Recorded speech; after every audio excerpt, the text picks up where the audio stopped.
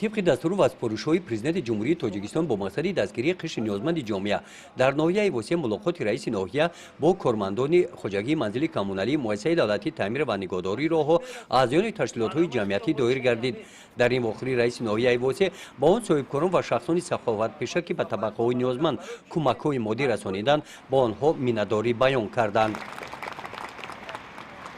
شکرانه تنجی امانی صلح و وحدت ما هیچ کمبودی نداریم. دوی ما سربلند داریم.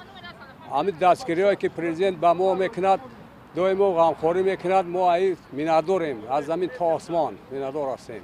در این روز کمک نوبتی از جانب مقامات اجرایی حاکمیت دولتی ناحیه وسیع و دستگیری جمعیتی دارای مسئولیتش محدود میراث با 143 نفر کارمندان خواجگی منزلی کمونالی مؤسسه دولتی تعمیر و نگهداری راه و اعضایان تشکیلات‌های جمعیتی کمک‌های یک وقته مادی رسانیده شدند.